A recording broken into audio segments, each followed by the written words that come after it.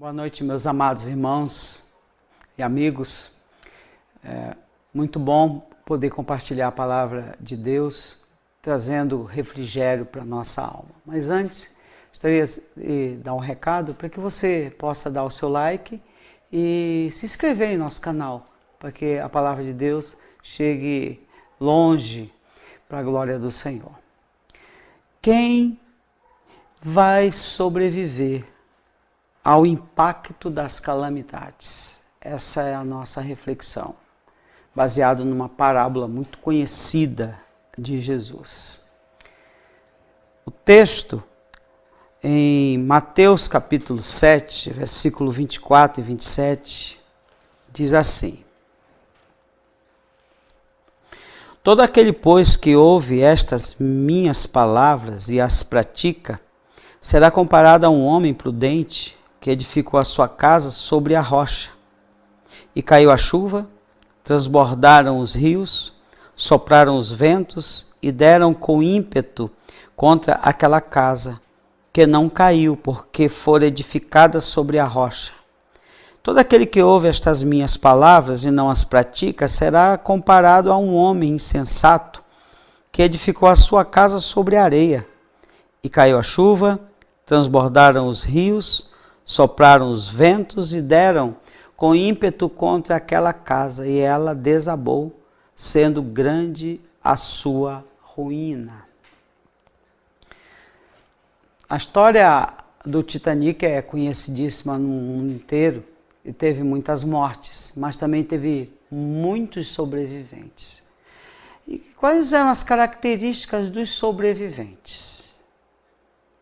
Bem, podemos, em princípio, entender. Os sobreviventes, aqueles que estavam acordados diante do aviso, tinha muita gente dormindo, aconteceu a tragédia numa noite. Segundo, aqueles que estavam perto de salva-vidas, de barcos, que estavam mais próximo do salvamento. Em terceiro, aqueles que sabiam nadar, que se aproximaram dos barcos. Então, os salvos, quem sobreviveu ao naufrágio, estava vigiando, estava atento, acatou as orientações de comando que o barco estava, acreditou nisto. Agora, é sabido de que muitos que morreram estavam tomando champanhe, estavam em festa, aproveitando bem a calada da noite e se divertindo. Quando a gente fala de calamidades, por que a calamidade existe no mundo? A calamidade, ela veio como consequência de juízo de Deus sobre o pecado humano. As condições de vida lá no Éden eram perfeitas, não existia essa possibilidade, sequer existia a morte. Depois da desobediência, depois que come o fruto proibido, que são expulsos do jardim, o juízo sobre a raça humana, a terra vai ser difícil viver. A terra vai dar cardos e abrolhos, a terra, você vai comer do suor do seu rosto, vai ser muito difícil viver no planeta Terra. E de lá até os dias de hoje tem sido marcado por isso. É difícil viver no planeta Terra. Embora a gente tenha a graça de Deus, a bênção de Deus, mas todos os dias morre gente, acontecem as hecatombes, as catástrofes, os abalos sísmicos e um monte de coisa. E morre muita gente em cima disto. Agora, quem é que sobrevive a isto? Quem são os sobreviventes? E é isso que nós queremos meditar, é isso que nós queremos conversar. Quem sobrevive às catástrofes, às dificuldades da vida, são aqueles que estão em Cristo. Se alguém está em Cristo, é nova criatura. E Cristo é a nossa rocha, é a nossa razão de ser, é a nossa essência. A nossa vida procede, emana dele, procede dele e é para ele. E quem tem essa consciência é sobrevivente a tudo, às intempéries da vida, aos surtos, às pandemias e tudo mais que acontece no nosso planeta Terra. Agora, por que os sobreviventes são aqueles que estão firmados na rocha que é Cristo? Eu quero falar isso no final. Em primeiro lugar, porque todos nós somos iguais. Ele diz, as casas, aqui do texto lido, quando Jesus fala essa parábola, as casas são vulneráveis. As casas, tanto a que está na rocha, quanto a que está na areia, elas são vulneráveis. Se não existir rocha, elas caem. Elas desabam diante da tempestade. Por que é assim? Vamos entender que quando ele está falando de casa, ele está falando da minha humanidade, ele está falando da minha estrutura, ele está falando do meu modo de pensar, sentir e agir as coisas, a maneira como eu percebo, como eu traduzo os episódios da vida. Porque todos nós somos iguais.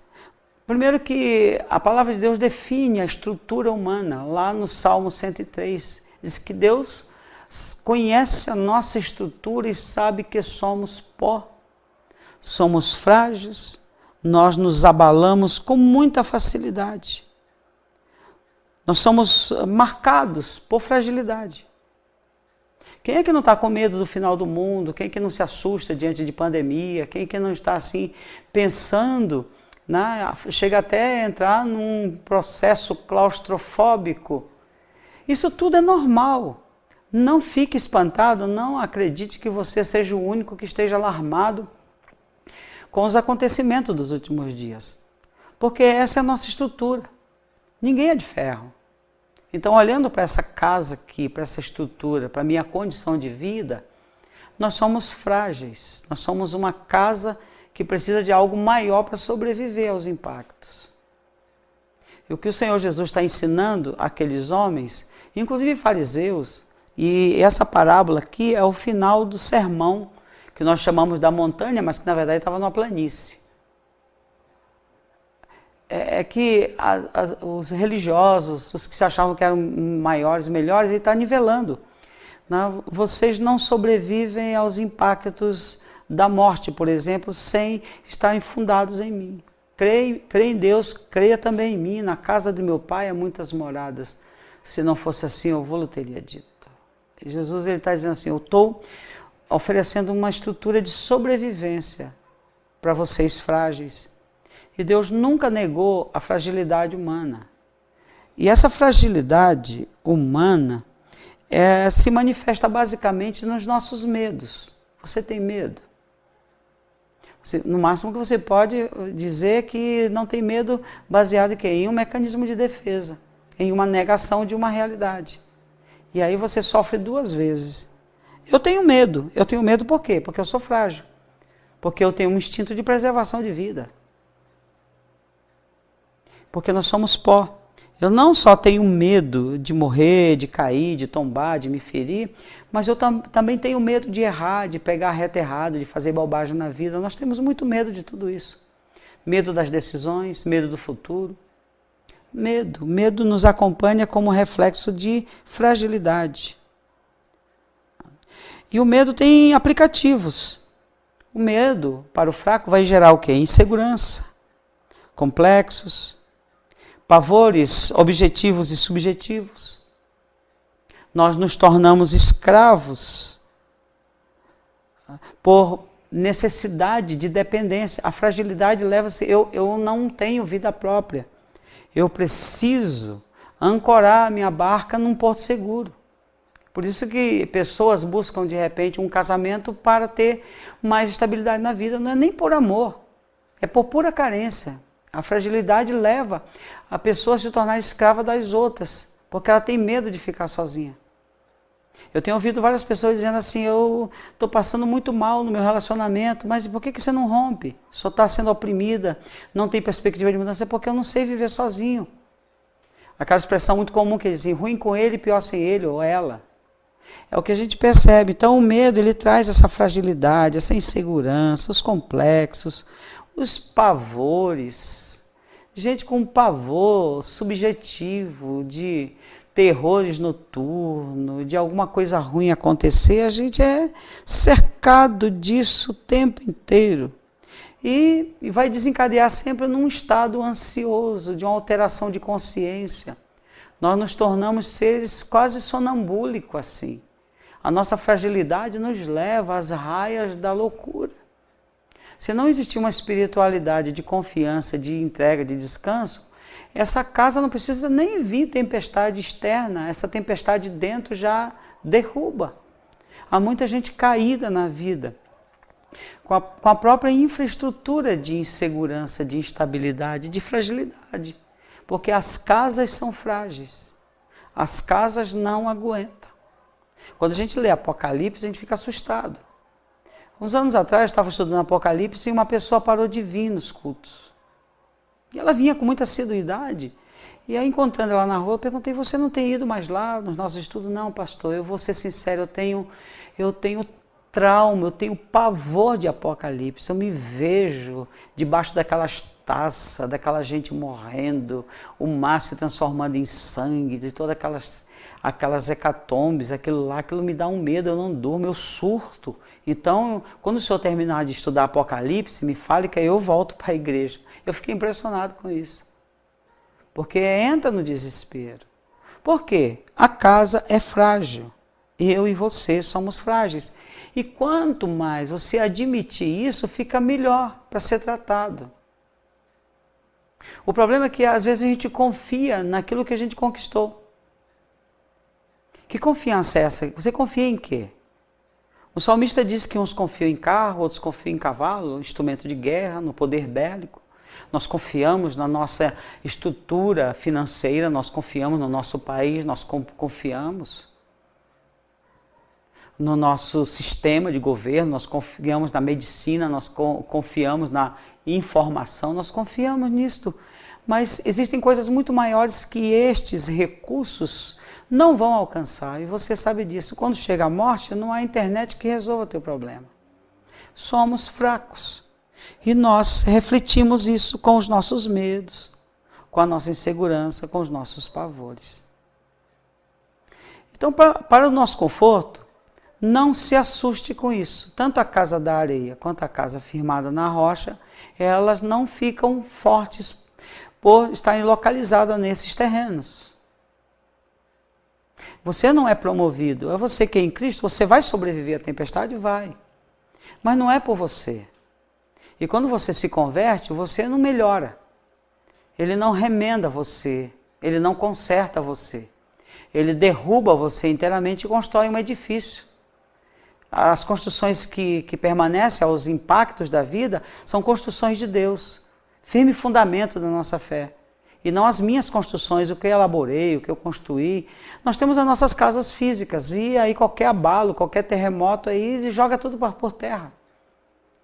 Sem importar com tanto de tijolo, com tanto de ferro, com tudo que você investiu, a terra treme e a casa cai.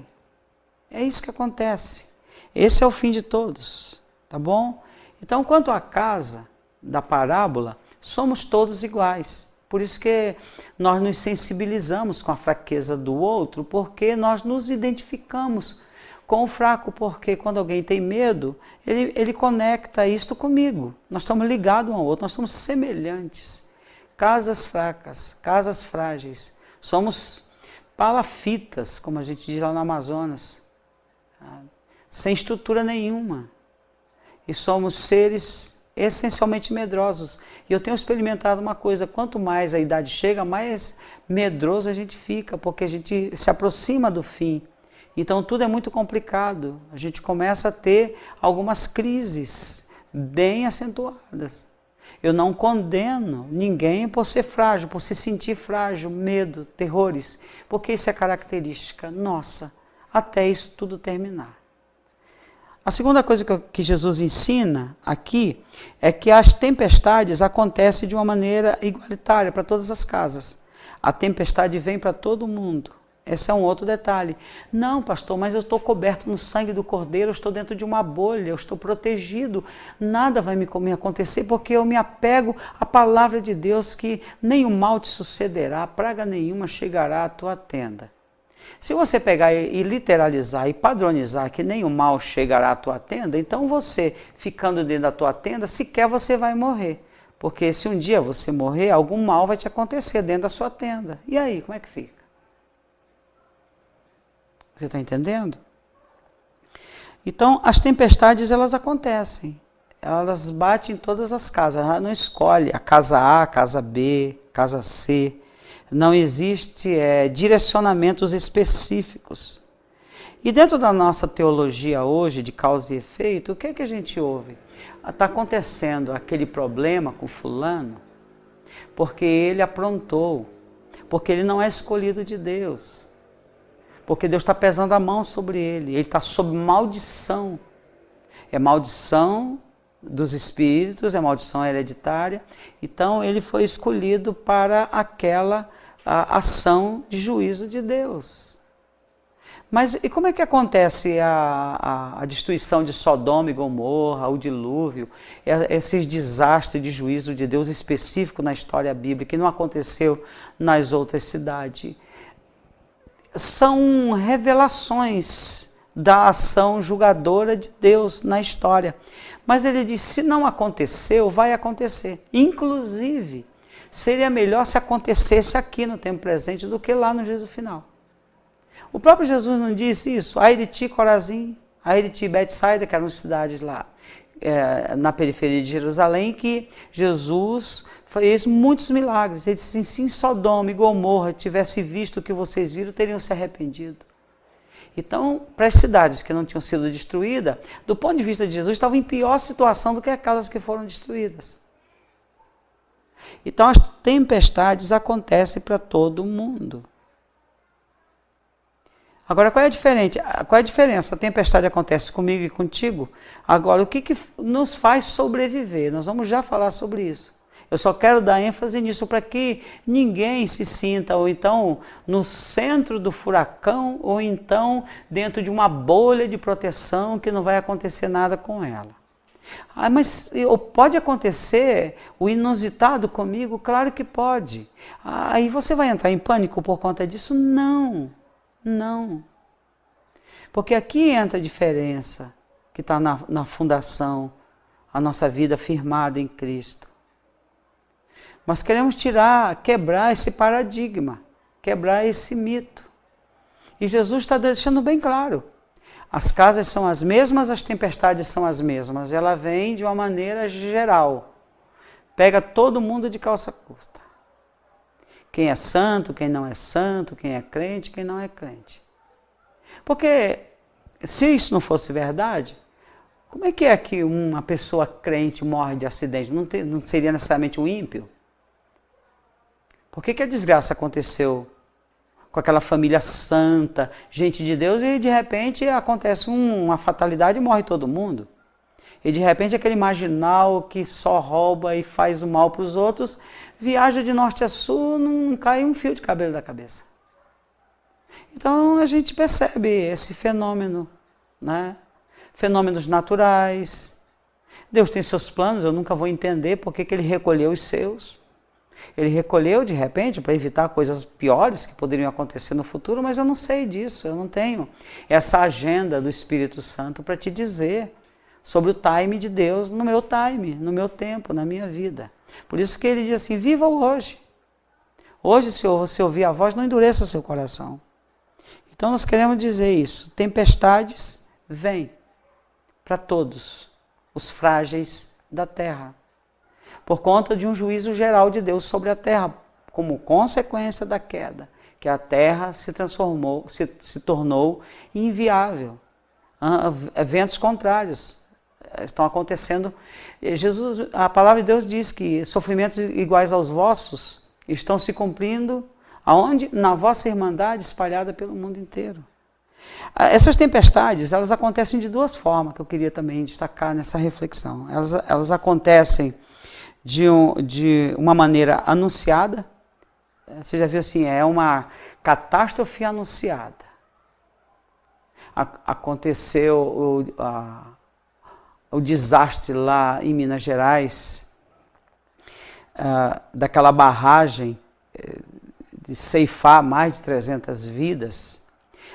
Era uma catástrofe anunciada? Era, porque existiam já vazamentos, existiam indícios, e de uma maneira ou de outra, técnicos cobriram isso, mas havia uma possibilidade daquilo ali se romper. Ela foi inesperada porque as pessoas que estavam ali estavam esperando tudo, menos aquilo. Então, em primeiro lugar, as tempestades, antes elas indicam. Quando vai cair uma tempestade mesmo de vento, um temporal, fica tudo escuro, então está anunciando. Então você olha assim, o céu ficou preto, escuro, você já discerne, está vindo chuva pesada aí. Então você já se abriga, você corre, você se esconde, porque não vai dar para encarar aquilo. Agora, existem tempestades repentinas, aquelas que os discípulos que estavam atravessando o mar da Galileia, eles sofreram, porque eles estavam indo numa noite calma e de repente o tempo fechou e quase que eles afundam. E a graça de Deus, que dá ordem aos ventos e quietou tudo. Então essas tempestades repentinas, elas acontecem, já aconteceu muitas vezes com você. Aquelas que não avisam. Por exemplo, uma morte súbita. Quanto choque acontece. Pastor, fulano estava bem, estava vivo, cheio de planos, cheio de saúde, e de repente me cai morto. Teve um infarto fulminante. Quantas vezes você está pronto para viver e de repente a vida dá uma guinada de não sei quantos graus, muda tudo, muda a rotina, muda tudo. Quantas histórias, e eu tenho certeza de que muitos que estão nos ouvindo e vendo nesse momento vão dizer assim, é verdade, comigo já aconteceu isso. Então as tempestades elas chegam. Eu tenho que pedir não apenas livramento da tempestade, eu tenho que pedir livramento nas tempestades, nesse ambiente que eu possa ver a glória de Deus e cair. Se eu cair, quero cair nos braços do Senhor. Por último, essa parábola vai nos ensinar onde é que é o porto seguro, qual é o segredo da sobrevivência. Quem vai sobreviver? Quem são os sobreviventes? Onde está a sobrevivência? A sobrevivência das casas está naquela que está plantada na rocha, fixada na rocha, fundamentada na rocha. E quem é a rocha? Jesus, ele é a pedra angular.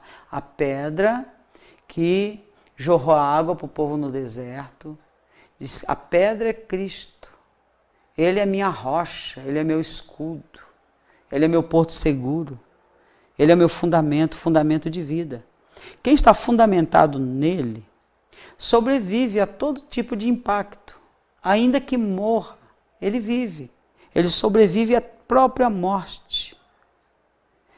Quem está fixado em Jesus, com arrependimento e fé, que acredita que a sua estrutura é falida, que acredita na sua fragilidade e também que acredita nas intempéries que vai te atingir mais cedo ou mais tarde, se não vem de uma maneira repentina, mas a própria morte anuncia. Vai ficando velho, vai cansando e morre. Vem. Então, quem sobrevive a tudo isso? E quem ressuscita? Depois de passar tudo ali, quem é o sobrevivente? Quem estava fixado na rocha, fundamentado naquele que está oculto aos olhos humanos. Interessante que quem sobrevive, a rocha, ela está submersa, ela está debaixo da casa. Mas eu não vejo Jesus, mas eu vejo os heróis da fé que sobreviveram à espada, ao fogo, às vicissitudes, e eles foram bravos e heróis e venceram. Mesmo morrendo, eles venceram para a glória de Deus, porque estavam firmes em Jesus Cristo. Veja bem que nesse caso, os sobreviventes têm Jesus como rocha.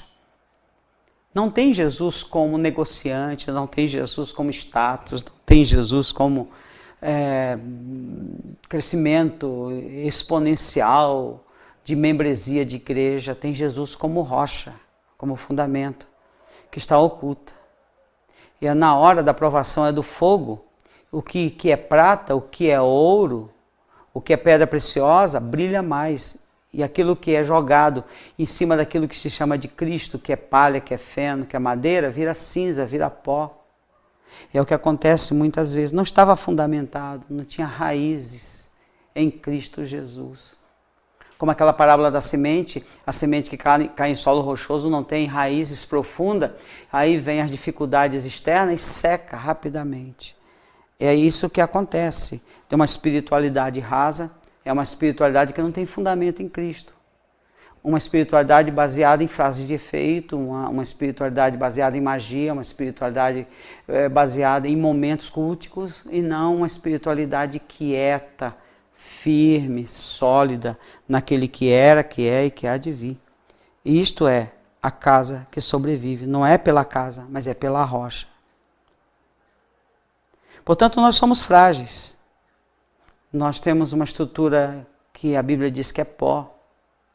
Nós nos abalamos com muita facilidade. As tempestades elas acontecem a qualquer momento ou anunciadas. Mas quem sobrevive a tudo isso? Aquele que está nele. Paulo exorta, dizendo permanecer nele, ficar nele. A minha vida, ele sintetizava, a minha vida está nele. Se alguém está em Cristo, ou fixado, a minha fé está posta nele. A minha fé não está posta na minha fé. Você sabia que eu não tenho fé na minha fé? Eu não tenho fé nenhuma em minha fé. Eu não confio na minha fé. Eu tenho fé que acredita naquele que era, que é e que há de vir. A minha fé, ela só consegue, liga quando ela se volta para Cristo. Eu creio no que Ele disse, no que Ele é, no que Ele foi e no que Ele fará. Para onde Ele vai nos levar. E eu descanso nisso. Aí eu estou resguardado da minha própria fragilidade. Eu estou resguardado das próprias tempestades. Porque confiamos nele, sobrevivemos nele. Porque eu creio em uma coisa muito importante. E você que está me vendo e ouvindo também há de crer.